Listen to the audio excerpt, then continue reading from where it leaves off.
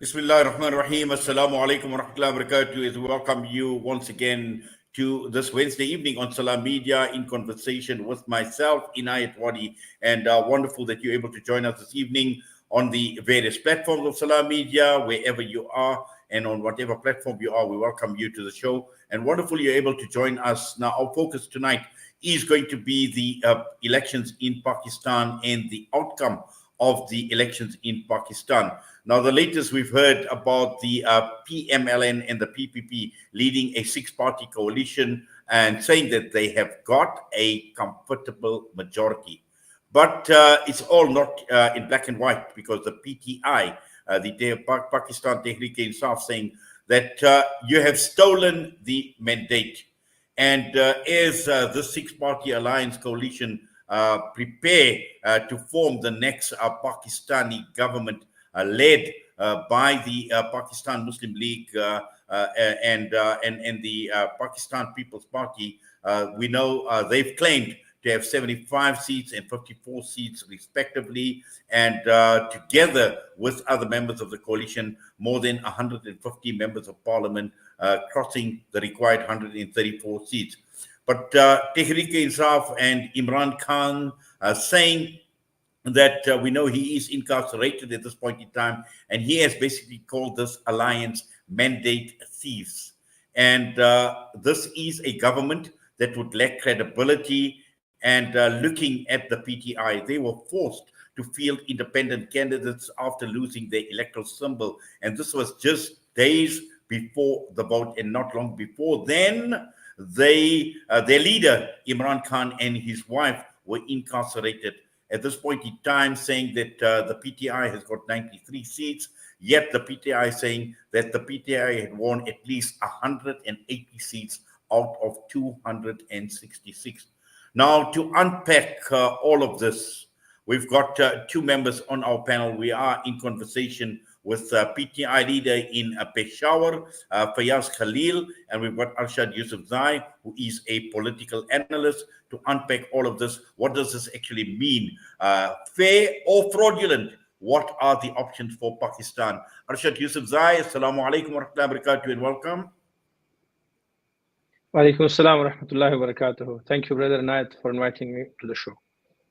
To you, Brother Fayaz Khalil, assalamu alaikum to you as well, and welcome. Walaikum assalam, Brother Inayat, thank you. Yes, we'll start off with you, Arshad, and obviously you have been monitoring the situation. You've been following the developments very, very closely in the build-up to the elections, during the elections, after the elections. Are you surprised at what the latest situation is, what the outcome has been, where we've seen the PMLN and PPP together with, in total, six parties forming this coalition? Well, as it is evident now that the two main parties, other than Pakistan Tehreek-e-Insaf, which was unfortunately not allowed to contest as it is as Pakistan Tehreek-e-Insaf, so Pakistan Muslim League Nawaz and Pakistan People's Party, they are in the lead to form this government, which, thanks to their partners like the MQM, the Muttahida Qawmi Movement, and others, would probably get a comfortable position, as they are claiming. But I doubt if this is going to be comfortable enough and for a longer period of time. That is because the people that have got, who have won their seats from PTI are going to give them a tough time, in the sense that these people are genuine, I would say, fighters politically, but they are fighters because they have come victors after facing many challenges in the run-up to the elections. Most of them were not able to even have their election campaigns, and a number of people were in hiding until the last day, and even after the elections. But they have braved all the challenges, and they have won their constituencies. They have won the confidence and the support of the people. So they are definitely going to give tough time to whoever forms the government other than them. Yes, and also to bring Fayaz Khalil into the discussion. Now, it is clear from what Arshad is saying, and it is clear that the situation on the ground reflects a completely different picture from what is playing out in Parliament with this coalition that has been formed. And it is also clear that the Pakistani voters have given a clear mandate from what we've read, from what we've understood, to the PTI, giving it a two-third majority in the National Assembly. And also at the same time, what the voters are saying, they have not voted for what is called a hung parliament. Yeah, can I say yes? They never voted for the hung parliament. They actually voted for Naya Pakistan. They voted for Imran Khan. And on the number on Farm 45, we have more than 180 National Assembly seats. We've won big in KP, Khyber Pakhtunkhwa, and we won in Punjab. Actually, we probably are the second in Sindh. So the people of Pakistan voted for Imran Khan, who's in jail, who's suffering from last almost 2 years, almost 6 months in jail. And this was completely a stolen, a forcefully, fabricated paperwork. After 45, they just created like 47 form, and they're giving the paper to people. They changed everything early morning, like 6 a.m. in the morning.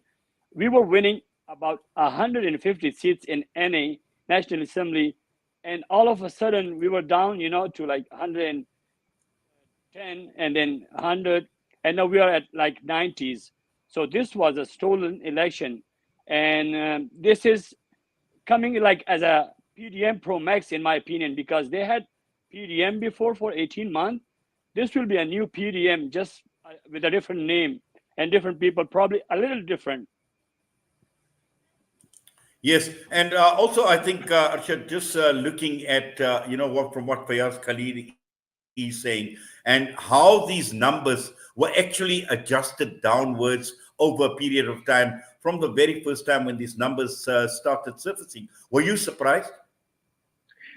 Well, it is surprise because you see a candidate leading by 50,000 or 49,000 votes at one stage, and then all of a sudden, when the light comes back, he or she is lagging behind with 6 to 16,000 votes. That was a bit of surprise, but then there were reasons that were given for the long delay. Long delay means up to 50 hours delay in the Pakistan Election Commission of Pakistan giving results or confirming the results. Like Mr. Fayaz Khalil was referring to the Form 45. These are the forms that the returning officers of the polling stations give their candidates. So whoever is the winner receives these Form 45 document from all these polling stations, signed by the returning officers that are appointed by the Election Commission of Pakistan. And many PTI candidates were claiming that they have won their constituencies. Unfortunately, when they alleged that afterwards, the Form 47, that is the final total of all these Form 45s, there was a lot of misunderstanding, miscalculation. In fact, there are allegations that the numbers were played down. The leaders were, runner-ups in the end. And in fact, some of the, known analysts or experts on Pakistani media channels allegedly or tauntingly said that the actual elections took place on the 9th of February, that is the day after the elections, alleging that there were, mass miscalculations or irregularities in the totaling of the votes. Yes, and also Fayaz, in the build-up to the election, we know that a lot went against PTI. Firstly, you were not able to contest the election under the PTI banner. The famous cricket bat logo, you were not allowed to use. There was a lot that was playing out in terms of social media that we've seen. And, all of this, obviously, the imprisonment of Imran Khan and his wife, all of that had actually been playing out.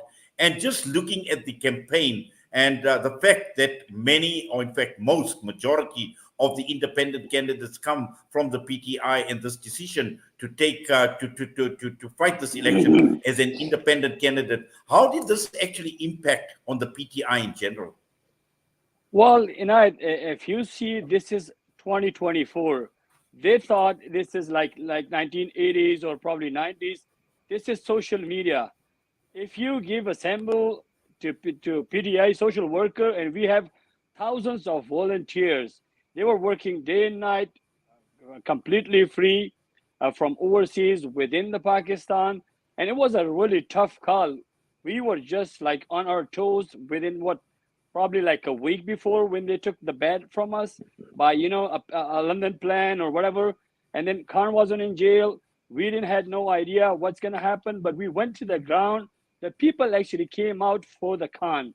They voted for Imran Khan, and they were just waiting for the 8 9 months what we suffer, what the people of Pakistan, the people of PTI leadership, everybody was suffering. So they were just waiting, like angrily, like we are gonna vote and we are gonna vote for Khan. What happened to him? What happened to his worker, his leaders, everybody? So they actually vote for the vision, and his ideal is Nelson Mandela. So he's a leader. People will vote for him regardless of if he's in a jail, he's wherever he is, he will win, and he actually won. We are 180 plus. So our social media team did amazing job, in my opinion, because we were not even allowed to do a jalsa. It was all corner meeting. It was like slightly door to door campaign, depending on the area where you are. Not everybody was, completely free. Punjab was really restricted. People were kidnapped. Even like, the worker, the candidate, their families. The police was doing insane, inhuman act, like to the women. They were beating people. So despite everything, our social media team, in my opinion, that's my personal opinion, they did amazing job to deliver the vision, the idea of Imran Khan to the people of Pakistan, which they did, and that's why we got the votes. Yes, Arshad, as a political analyst, and I'm sure you've thought about this quite extensively, looking at modern day elections and how elections are conducted, and I'm sure in the absence of a party or belonging to a party or a party symbol and all the challenges that Fayaz Khalil speaks about, that the PTI and its voters and its membership have had throughout this election. Had this result been allowed to stand with the PTI gaining more than 180 seats, this would have been one of the most amazing outcomes of any election right across the entire world. I think it still is because all the circumstances that the PTI faced and the result that they have achieved so far, even if it was not 180 seats and whatever they have got right now, 102 first and now 95 or something. But I think it is in itself an achievement because, as Fayaz Khalil mentioned, the candidates were not allowed to do whatever they're required to do in the elections or the run up to the elections. This shows one important factor that Imran Khan's charisma is improving and increasing day by day. And even though we cannot compare him to Madiba, the thing is that his word is taken seriously by his followers. They be in Pakistan or across the world, they just follow him. They are ready to do anything for him, and they have shown it through their power of vote. Uh, when the candidates were, on the run, they had no way to go and campaign for their votes, and then their symbols were not known to most of the people. They still were able to, convince their voters, and even if they were not doing that, Imran Khan's charisma was more than enough to do it for them. So I think instead of decreasing, this is going to increase day by day because, as we know, more than 65% of the population of the country is youth, that is people between 20 and 40. And these are his power. These are Imran Khan's power. These boys and girls in their teenage and their early 30s or 20s are supporting him, and the increasing support gives Imran Khan the luxury to challenge whoever wants to topple him or to belittle him. I think this is going to continue, and this surprise would be spread in the world. And as an example, that Pakistani people or Imran Khan's voter or followers have achieved an unthinkable task.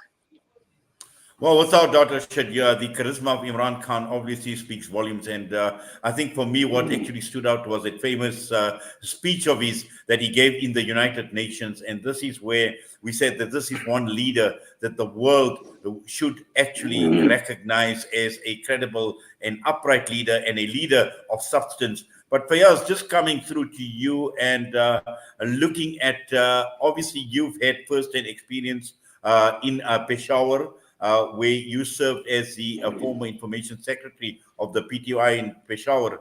But in your constituency, the winning candidate, Hamid ul Haq, was stripped of a clear victory. And perhaps you could share this with us. Well, he was winning until 6 o'clock. I was with him. We were all together celebrating the victory, and there was a lot of sweets, and everything was all good. All of a sudden, we went to the RO office, and they were even not letting us go in. It was me. I had the NA candidate, Arbab Sherali, who was running for the National Assembly. There was Temur Jagda, and I'm going to give you an example that is from PK 79, Hayatabad area. There's an Afghan national who won. And today, Maulana Fazl Rahman Saab, he actually said that in press conference, that Afghan citizens were given victory against our ex-finance minister, Temur Khan Jagla. So look at that. They just flipped the name, in my opinion. The vote are actually about the same, whatever they got, but they just flipped the name. So there's a guy who's from Afghanistan, and he got citizenship. Somehow we don't know. We have no idea. It's on record. They can go through the Nadra and everything. And he actually won. And Hamid al-Haq, the candidate from PK80, he lost to a guy who was running in our Farm 45, which we got from the RO office. And we have all of them with us even until now. All the candidate, even PMLN candidate from PK80, he said this was fraudulent. This was stolen from us. Even from Maulana party, the guy Haqqani, who actually did an interview or on our WhatsApp video everywhere that Hamid al-Haq won. So the guy who win right now, or showing on Farm 47 from PPP, he was number 5 or 6. So in the morning, whatever happened, whatever the magic they did, actually people voted on the 8th. The government did the rigging on the 9th. So that was the case. They just, the name just pop up and they won. The paper. They actually never win in the vote, but the paper. Well, definitely. And obviously, I suppose that there are many, many cases like this, Arshad, as well. And we've heard about obviously, this election fraud is going to be challenged in court. I'm not too sure how long that is going to take, how far this is actually going to go, and whether there is a possibility of reversing any of the results that have been announced. Well, looking back at the history, I have little hope that this will be resolved in time if it were taken seriously. So I doubt that much would change with these challenge seats. But at some point, there were 18 or more than 30. In fact, more than 34. I doubt that any early decision, quick decision might come. And even if there is a decision, who knows if it's going to benefit Pakistan Tehreek-e-Insaf the way it should have in time. Because once a government is formed with all these 6 parties in coalition, they'll be strong enough to carry on for at least 2-3 years if they were able to face the financial challenges and the political challenges and also the security challenges. So I don't have enough hope or much hope in overturning these decisions.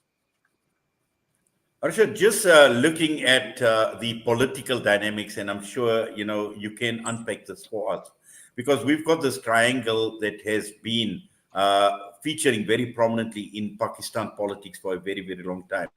We're talking of the Sharif dynasty, and I heard Fayaz speaking of coming out of London, and we know Nawaz Sharif has a record than what can never ever be proud of. Neither would Asif Ali Zardari. He's got huge question marks in terms of his track record as well, and his involvement in Pakistan politics.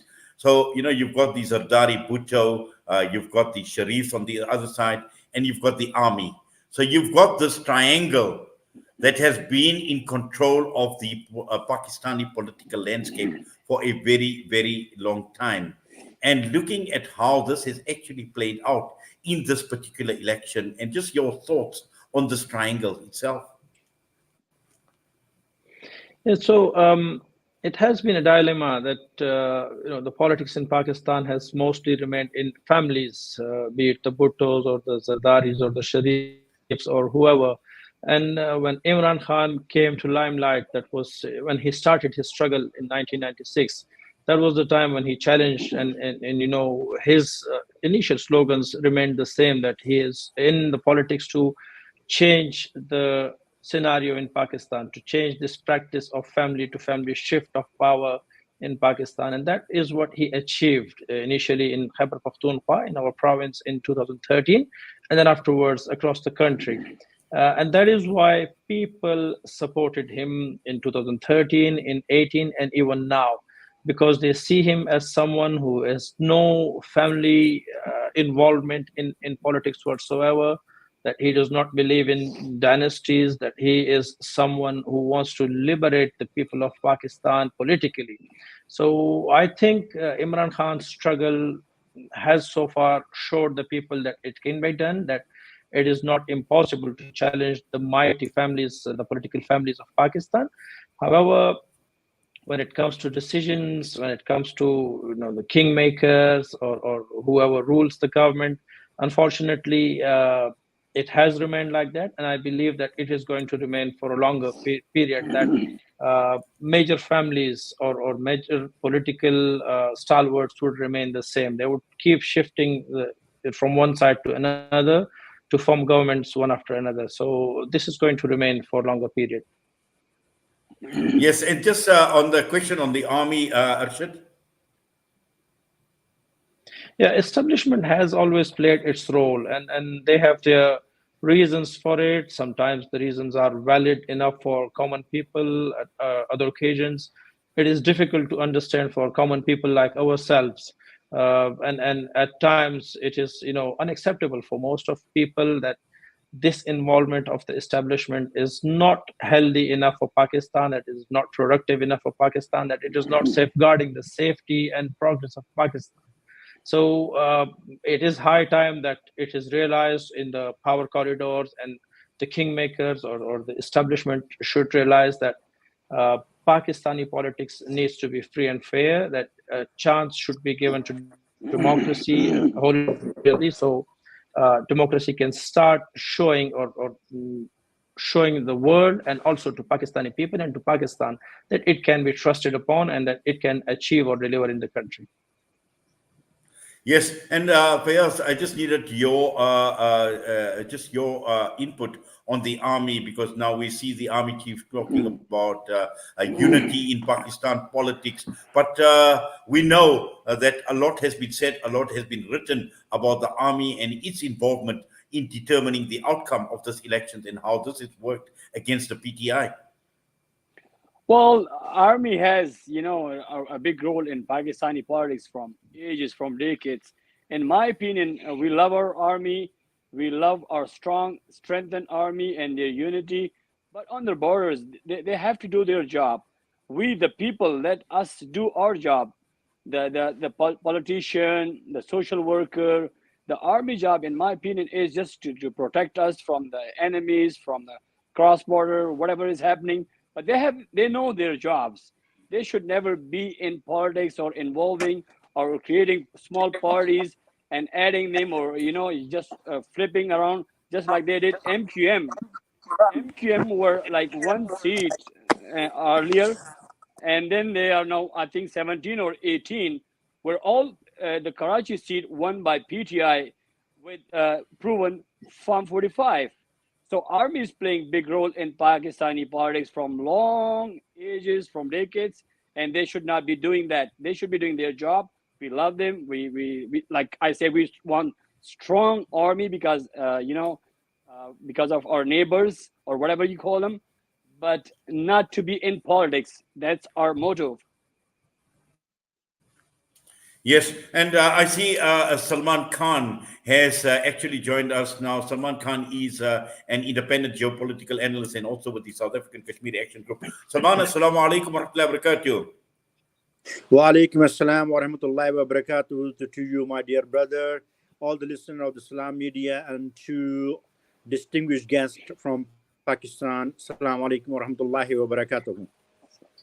Yes, Salman, obviously, South Africa, like many other countries, have got a huge Pakistani population, and Pakistanis in the diaspora. And I've spoken to a number of people from Pakistan that I know in the last few days, and clearly, they are disgusted. They have expressed their disgust at the outcome of the elections. And I know you're in contact with many, many people from Pakistan. And just locally here in South Africa, what is the sentiment in terms of the elections and the outcome and the latest that we've heard about this coalition government with 6 parties that are going to be formed? All right. Thank you very much for inviting me and inviting me to comment on the issue. I missed the first part of your program, but I'm sure I'm definitely in touch and have some sort of idea what's happening at the ground in Pakistan politics at the moment. And, basically, I'm a human rights activist, as you know, that we're working together in Adbai for the last 25 or 26 years on an issue of Kashmir human rights. That's my actually forte.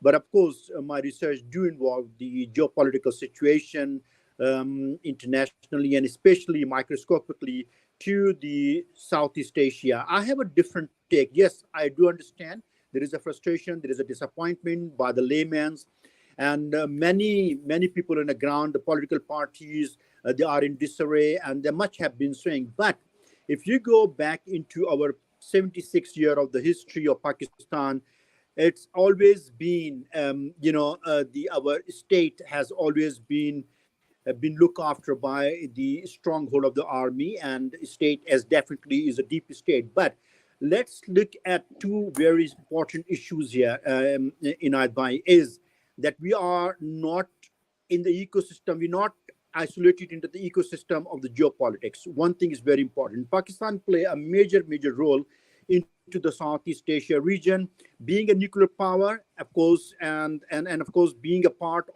and parcel of the American politics and especially the defense strategy in the Southeast Asia. Pakistan play a very huge role. Now, having a sentiment is one thing, having what is happening on a ground value is one thing, but let's put the perspective into the discussion and look at it what's happening internationally. And I want to draw the both of my distinguished guests from Pakistan and of course my learned friend and my mentor in Adbai into a very important aspect.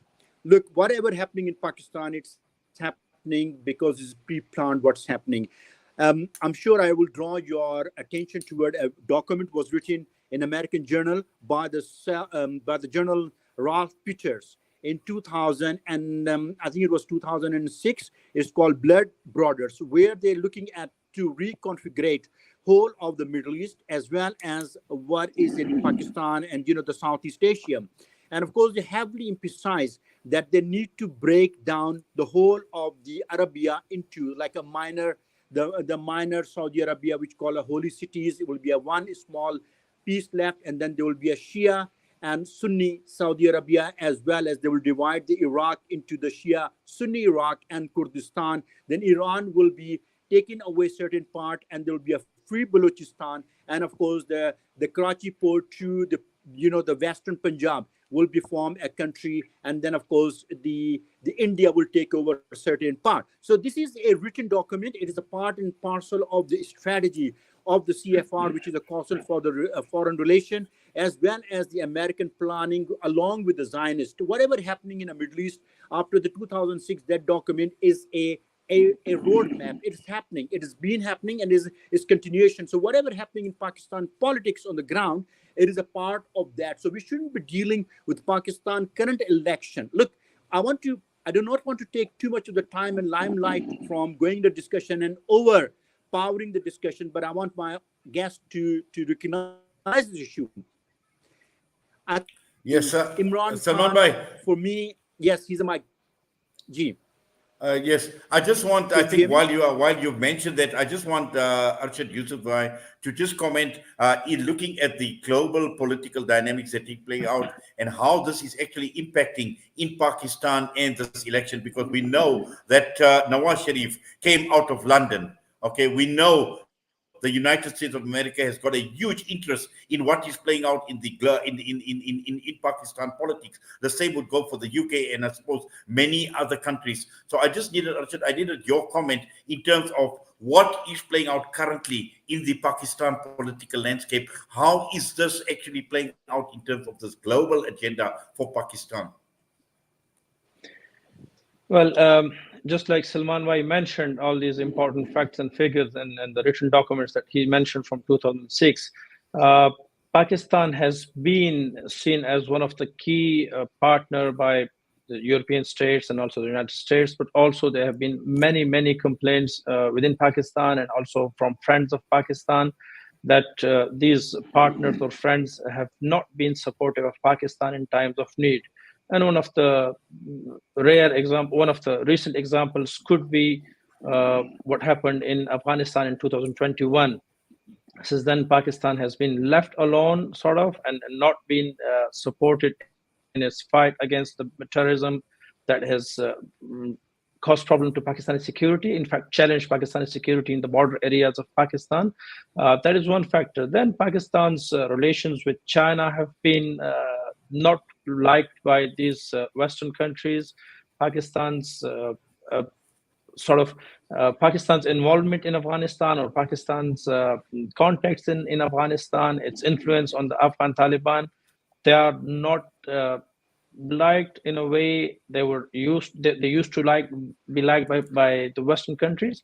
These are all factors that make us think, and especially people in Pakistan, the politicians in Pakistan, think that there is a lot going on. But I wouldn't jump to these theories because I don't have any proofs to back my comments in that regard. However, I would like to mention one thing, that whenever Pakistani politics gets the heat of elections, or whenever there is a time that someone wants to give tough time to the sitting governments like Imran Khan's government, such cards have been played against him and even by him against his opponents. So these things remain in here. At times one could be labeled as the Jews agent or the Jews opponent at the same time. This is politics, this happens. But right now, if we look at the United States, they have been sort of supporting Imran Khan, and they've been sort of telling the Pakistani establishment, those who are in power or in charge of the elections, that they wanted free and fair elections, that they wanted fair chance to Imran Khan's party. So I think the European countries, the United States, they have been sort of polite at the moment. We don't know what is happening on the larger scale or for the future, but this is what they have been doing in the recent days. Yes, and I think what is also important to understand, and I see we've just had a loss of electricity power, and that's the reason why my picture has gone slightly dark, and this is a problem here in South Africa. But Fayaz, I think what's important, what Arshad is actually saying is looking at some of the comments that have come through from the United States of America. And we've seen many American politicians express their concern. Some of them have actually expressed their disgust at what has happened as far as this election is concerned, where previously we know when Imran Khan was removed from power, we know that there was a lot of talk that this was engineered by the United States of America to remove Imran from power. But now we're seeing a totally different sentiment that is being expressed. Well, there's a lot of hypocrisy from the West. They will say a lot of things on social media or electronic media or in print media, but they actually don't mean it. That's what I believe, and I've been to 45 plus countries, the whole European countries, American, subcontinent, everywhere. There's a lot of hypocrisy. They show what on their tweets, but they actually don't mean it. They have done this to the Khan. Once he did that United Nations speech where he said, and we will fight. And then when he said, absolutely not, that we will not give airspace or whatever kind of, support to the US military to attack on our neighbor, which we should not be. We're a free country. Why should you use our land to attack Afghanistan, who's our neighbor, or even India or Iran or any country? You can use your sources from your land, but not use our land. So when he said that absolutely not, or that speech of United Nations, all those things turned around in days, and there was no confidence vote. Things have changed. Pakistan was going great. We had a 6.1 GDP growth. And you know, with COVID being 2 years, COVID cost a lot, you know, and still we came out of the COVID and we had a sad cut. Everything was going good. But once the West don't like you, there's a lot of things they will say, you know, behind the door, but they actually they are your, you know, friends. The US is never our friend. They were never our friend. They actually used us, you know, since from the 80s, the first Afghan war against Russian. Then they used again us with, you know, fighting with Taliban. And then they were trying again where Khan said no drone attack and no fight for, you know, from our land for other country or whatever. So when he said that, and when you say actually to the West, no, they don't actually like it, and they will be smiling and they will show, you know, good face to you, but inside they will do something which they have done, and that's why Khan is in jail. This was a complete order to our establishment, and you know they are so far achieving their target. Well, certainly. In fact, I think it's a very, very interesting discussion. Salman Bhai, sorry, I actually just stopped you because I needed the thoughts of my two guests. But, you know, obviously you were articulating, you know, the global the political scenario that is playing out and how it impacts on Pakistan. But just coming back, looking at Pakistan in itself, and clearly what we are not seeing is we are not seeing that shift in power in Pakistan, despite the masses, despite the overwhelming majority of Pakistan actually calling for change and looking for that shift in power. Can I comment in that way? Yes, please. All right. Okay. As Arshad Bhai and Fayaz Khalil, both of them alluded in a very eloquent way of, especially the Fayaz have said that the Western, you know, the dichotomy or the Western double standard is very deep. What they say is one thing, and what actually the I policies cannot are hear. two things. Do you guys have voice? Hans I have no voice. Salman Bhai, I Can think you if hear you me? could just move around slightly, Yes. we are losing you a bit. I think is I hope that my I think mic we is have not a muted. Can you hear me? connection error. Hello, Well, can you I hear can me? hear you. I can hear you. I can hear you, Salman Okay. Bhai. So what I was saying is, look, what the Western powers say one thing, and what actually they meant and the policy is two things. The fall of Imran Khan, I would say Imran Khan has always been my role model. I play cricket, I play in Warwickshire, and he is my great role model when it's come to the sport, and he's a great, honest leader. But I don't think so that he's a politician, and he is a very honest person. Now, to be politician, I'm sure the both of my brothers from Pakistan will know, politician is completely a different kettle of fish, and Imran Khan have no bone of a diplomacy, and even I don't think he got a one drop of a diplomacy in his blood. I think the maturity of Imran Khan when it's come to the Pakistan politics was very immature, and he made three fundamental mistakes. I'll tell you, point out straight. One, the Afghanistan, the war, when American exit, they didn't like it. They eat the dust for 30 years, and then finally they have to leave Afghanistan in a very shameless manner. And then, of course, there's a lot to do with Imran Khan policies. Secondly, at the time of the exit, they were hoping that Pakistan will allow them a remote control type of thing to drone to be attacking Afghanistan because they were having heavy losses, and Donald Trump see a loss of the money and as well as the loss of resources and the human resources into the Afghanistan they want to. The third biggest mistake, and it I was have very no unfortunate, voice. at the at the beginning of the Ukraine war Should I with Russia, rejoin? can you still hear me? Yes, Salman. I think I'm Okay, going to have to ask you to reconnect. I let think we me are losing rejoin. you a I'm bit. not having any voice. Yes. Okay, fine. I think So a Fayaz Khalil Ukraine war, obviously has lost contact. the Ukraine war in Adbai, when the Ukraine war started 2 years ago, Imran Khan already had a planned visit to Russia. Western diplomats and Western power, including the American, they wanted not Imran Khan to visit the Ukraine, the Russian prime minister. And it was the first week of the war. And that plan, that actually the visit was the biggest blunder for Imran Khan political career, and he went on doing it, and he said nobody can dictate. Like our Nelly Pandur said many times, that nobody in America should not hijack our foreign policy, and we should not be held hostage of the policy. My two brothers, you lost the contact. I was mentioning the fall of Imran Khan. There was a three incident happened. One, it was the exit of Americans after 30 years of the eating the dust in Afghanistan. In American, the Imran Khan policies in supportive of getting rid of Americans out of the Afghanistan. One. Secondly, he refused to allow the remote control or our bases to attack drone attack from our the northern Pakistan.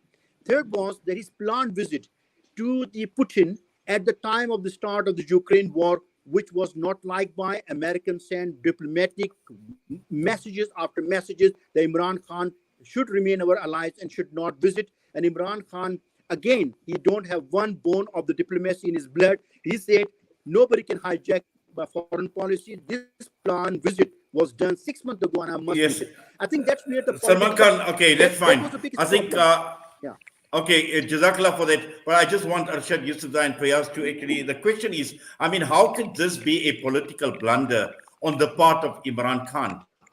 The Americans pulling out of Afghanistan. I mean, the whole issue surrounding Ukraine. I mean, Imran Khan was doing what is good for Pakistan. The whole issue surrounding, the other issue that Salman also raised as well, in terms of, what Pakistan had actually decided from a foreign policy perspective. And Arshad, perhaps you can just comment on that. Afghanistan, the Americans had to pull out of Afghanistan.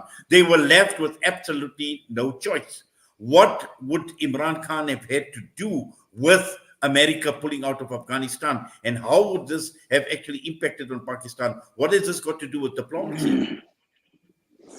Well, I'm really sorry, I have to disagree with Salman Bhai here on this point particularly, because the talks in Afghanistan, the peace process in Afghanistan, which I can proudly say that I was part of in one way or another, in a certain role or different roles, they initiated way back in 2012 and then resumed in 2014 and 16. So it is, in my view, not right to say that Imran Khan had, or Pakistan, in fact, had to do a lot with that particular matter. In fact, time and again, there were complaints from our side, from Pakistan, that the United States were keeping Pakistan not so much involved in the peace process. As everything was happening in Doha, the political office in Doha was in charge there, or the Qataris were supporting that peace process. So it is, in my view, not correct to link Imran Khan's policies with the US withdrawal from Afghanistan. They were already facing so many problems in Afghanistan. They couldn't keep up with the expenses there. They couldn't continue the fighting for long.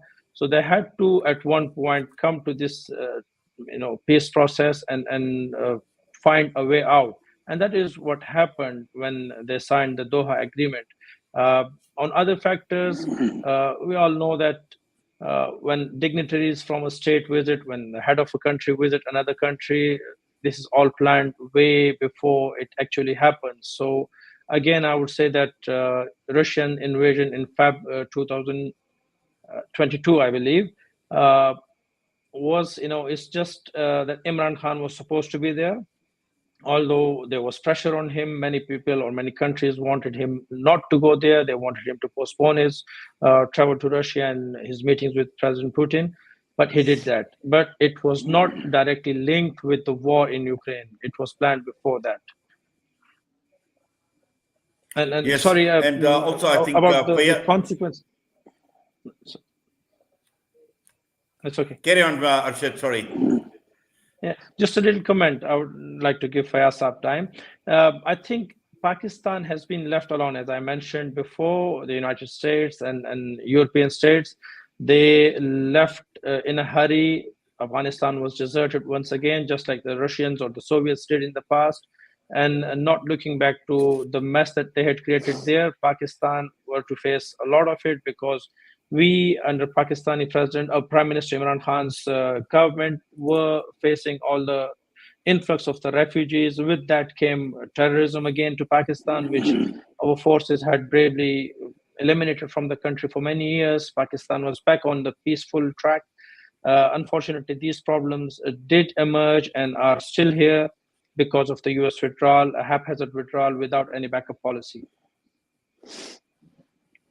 Yes, Fayaz, I just looking at the situation right now, now that this government has been formed by the six parties and just the expectations from the PTI, and we know that for well onto a year and a half, you had this interim government that was running the country.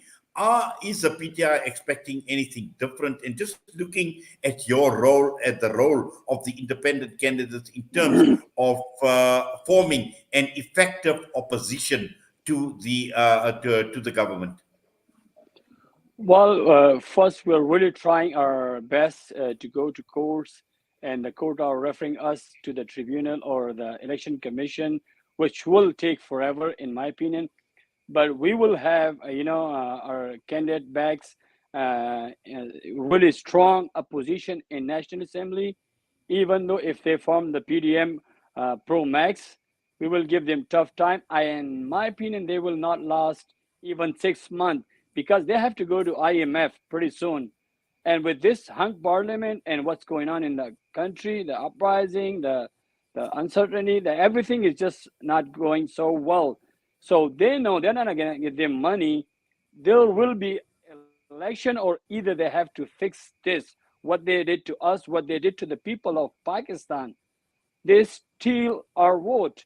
It's not just the PTI. The whole country voted for Khan, for his vision, for his struggle for the Pakistan for 26 years. This was not an overnight thing. He was working, from the scratch. In 1996-97, he contested, never won. 2022, only one seat. 27, 28, he boycotted. 2013, we came with, coalition. Then 18, we came kind of with, again, a coalition in a national government and then in our province. This was our time, and people voted, massively. So they steal our vote, and we will have a really good opposition if they form the government, which I don't see it.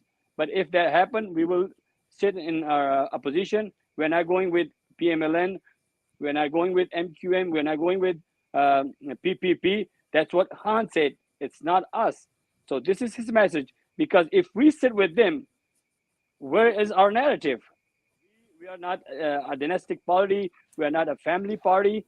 So we will fight. We are on the street. We are having protest every single day in every city. We did protested like 6 places in Peshawar today, every hotspot. And we are telling people that, we are fighting for you guys and join us to get back our votes, which is stolen from us.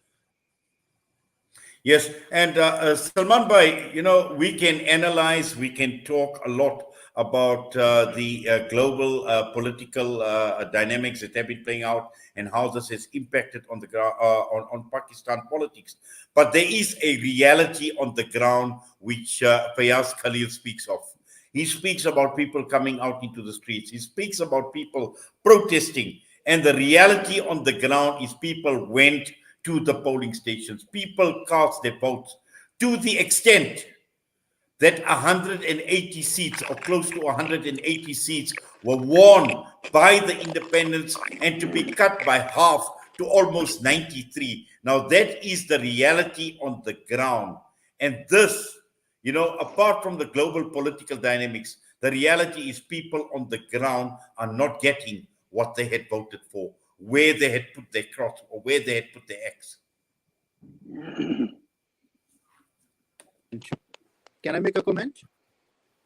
Yes, please. Okay, thank you. Nadbhai, I said in my preamble that, I'm not very much entrenched into the Pakistan politics, but I more look at the global view and global perspective. I brought in my preamble already that, look, to achieve what they want to achieve, the 2006, the roadmap to disintegrate Pakistan, the anarchy has to be created. And let me ask my two very distinguished guests here, the learned two guests here, and Anand Bhai, you will not maybe surprised, you follow the politics in Pakistan as well. For the last 76 years, look at the demise of Liaquat Ali Khan, the first foreign minister. He decided to visit Russia after the Pakistan independence, first to Russia, then to America. He's supposed to go to America, but he decided to go 2 months before he was assassinated. Then it comes to the prime minister, I would say, as Ziaul Haq. Then we look at the demise of Prime Minister Bhutto.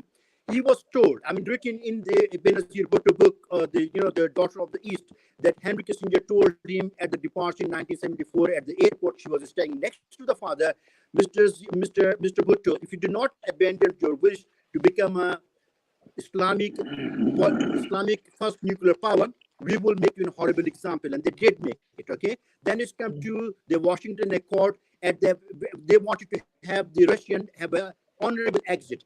And then Ziaul Haq, along with the Dr. Abdul Rahman and many other journals, they decided not to be a part of it because they was not be a part of the Washington Accord, like same like a Doha Accord. They were taken out. Then it's come to Benazir Bhutto. What my question is, the political maturity of Khan Saab was why he has not paid attention that if you go against the very grain of Americans' policies, he should have been more diplomatic in his approach.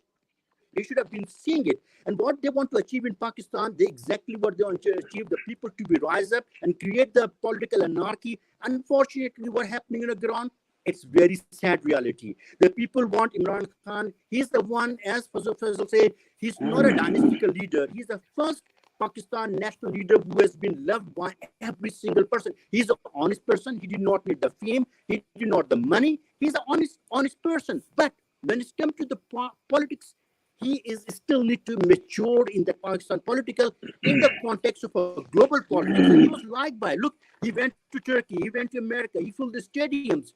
Western power, especially the Zionist lobby, does not like that type of person who became the second Khalifa. He went to talk to Erdogan and he said, let's work together to see how we can form the national, international Muslim Salman unity. Bhai, okay, perfect. I'll leave it Obviously, we take your point, and I want to ask this question. Salman Bhai, I need to ask this question to Arshad Yusufzai. Political maturity may be one thing, but where you have in politics, you've got a principled individual like Imran Khan. Whether it's the United States of America, whether it's any other country right across the entire world.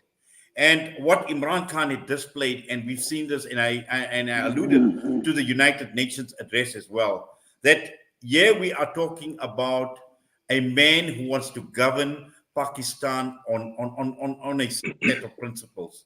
And over again, we heard Imran Khan speak about the Medina government as well.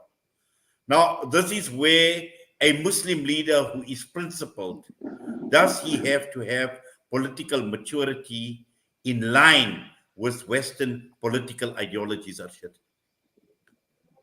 Well, knowing the man, since he was my chancellor at the University of Bradford, I believe Imran Khan doesn't need that maturity because he is a man of his principles, a person who cannot be dictated, who cannot be told to do what he shouldn't be doing. I doubt that Imran Khan would listen to anyone on that matter. Whatever is clear in his mind and heart, he would go with that. That's the simplest answer I can give you. Yes, and perhaps, Fayaz, if you could just comment on that as well. Well, the Imran Khan, I know he will never, go down to the US and the West. And what Salman is, trying to convince us that he should be diplomatic and say, yes, sir, we will do this for you. And, be really good to them and listen to them what they want us to do. No, we should be prosperous and we should have our own freedom, our own foreign policy, which is good for us. If we have to go to the Russia and they're giving us oil or wheat or whatever on discounted price, why not? What's wrong with that? Do the American ask us when they go to other country like Mexico or China or wherever they have, stuff to get, on a cheaper price? Do they ask us or do they ask any country? No, of course not. Even The India is not asking anybody. India is buying oil and everything from Russia. Why should we be dictated? Of course not. So we should have our own foreign policy. What good for us, we should follow that. What is benefiting the people of Pakistan, we should follow that. And that's what Imran Khan's following. He's firm on that. He's a nationalist Pakistani Yes, leader. and What I is think good for Pakistan?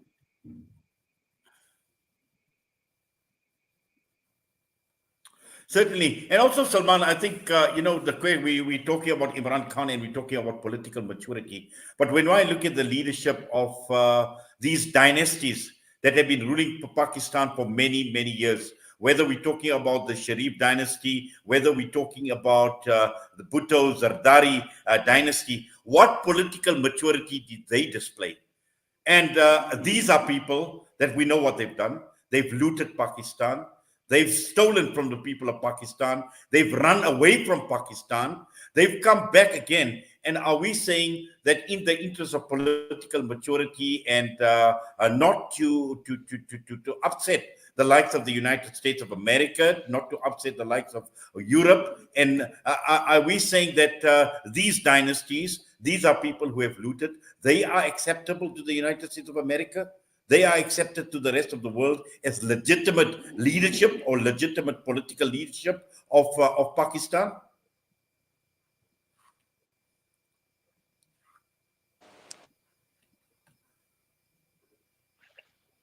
Salman, if Hello. you could unmute, please. Okay. Okay, Yes. my mic is off. Yeah, okay, now. I think your question is, I think it is a misinterpretation. I'm not against Imran Khan. I'm just looking at the broader perspective internationally. Definitely, neither the Bhutto family nor the two dynastical, I would call them a genetically modified Vaderas and Chaudhrys. Okay, they went to the Oxford and universities or whatever the case is, but the mentality is still Zamindar. It's still the what we call it a Chaudhrys. My question is the Western powers, the IMF and the World Bank and the Zionist lobby, Illuminatis and the Freemason of the world, what they want in Pakistan, a leader that is a yes sir. And Imran Khan definitely in his blood, I say, he has not even a one single bone of a diplomacy and is not the yes sir person. When he stand up into the United Nations, he reads Quran. He moved the people. He get the people standing ovation when he went to United States of America. America, yes, the politicians will say one thing, but when it's come to the state policy, the Congress, they definitely does not like the Imran Khan outspokenness. So when I'm referring to his political maturity, at his level, he need to play the game because he need to make sure. Definitely, we do not want a leader who is just said. But look at it, Pakistan is Okay, you said play the game, play the game. In your mind, Salman Bhai, you said he needs to play the game. What game? Apart from cricket, what game should Imran Khan have played? Well, he need to pacify. He need to pacify his borders with India. Our biggest problem, whatever is happening in Pakistan, is India is playing a big role in it. Pakistan to be neutralized, India cannot attack.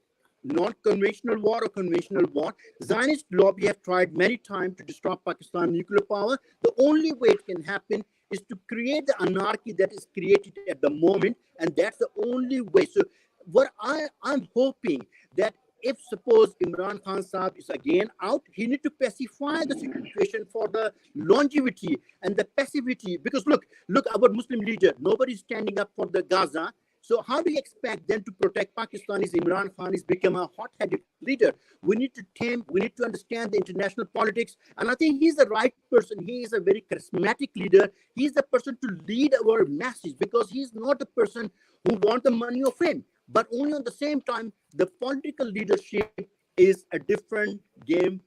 You have to get the different cattle of the fish to understand.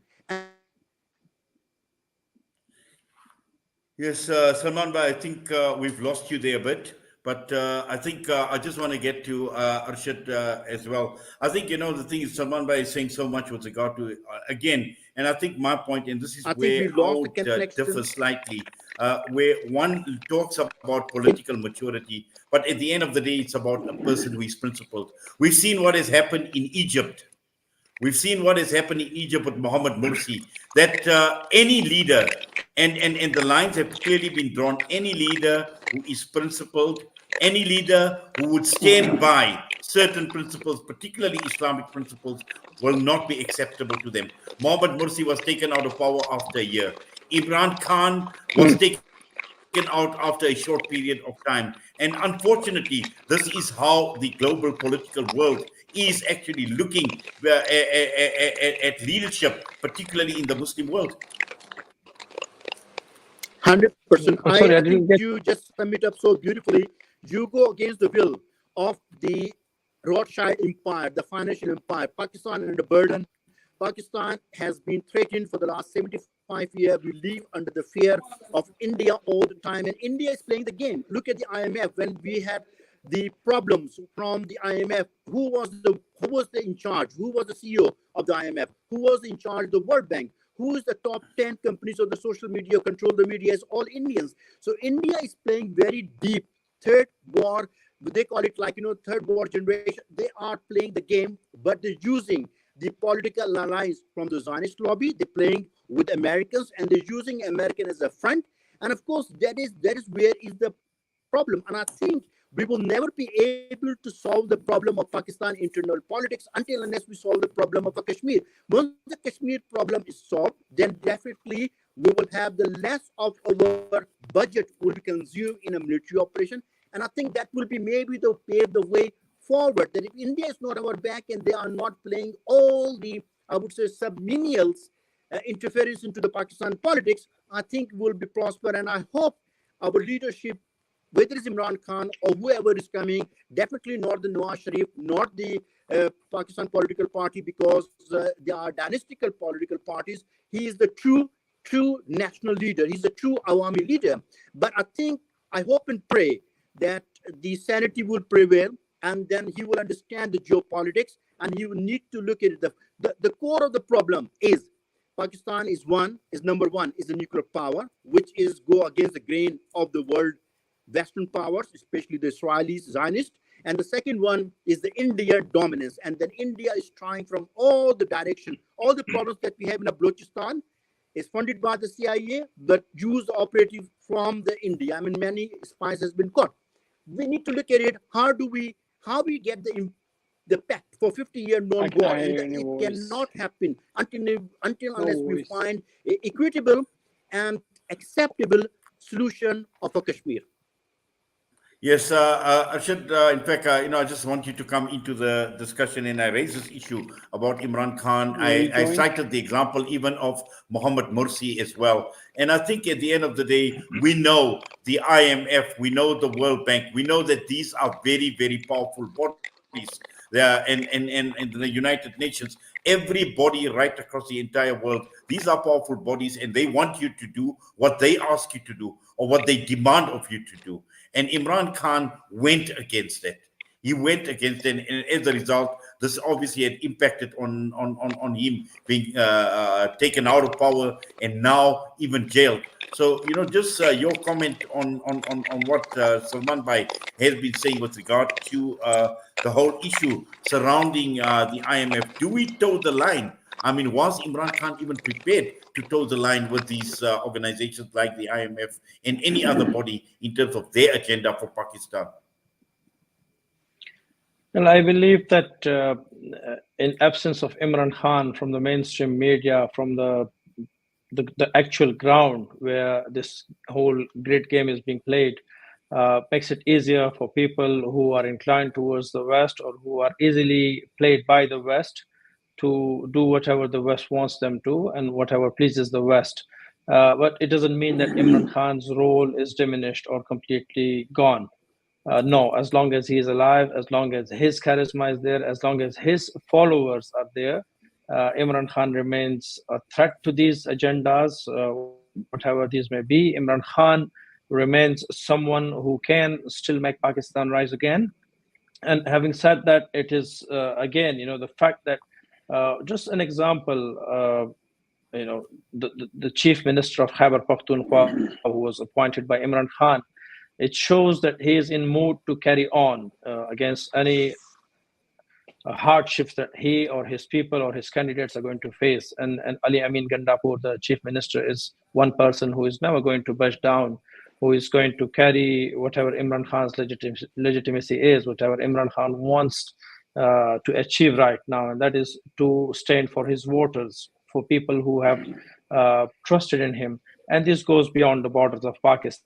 Imran Khan's attempts to get closer to Russia, his attempts to improve relations with China or with Afghanistan, for that matter, and with Iran, it's going to be, a challenge for the people who do not want Pakistan to have these relations improved with the neighbors and also with Muslim countries, with friends who are not liked by the West.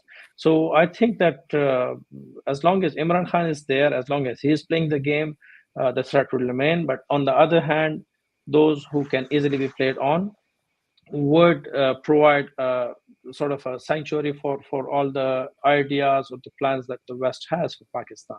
So it's an equilibrium.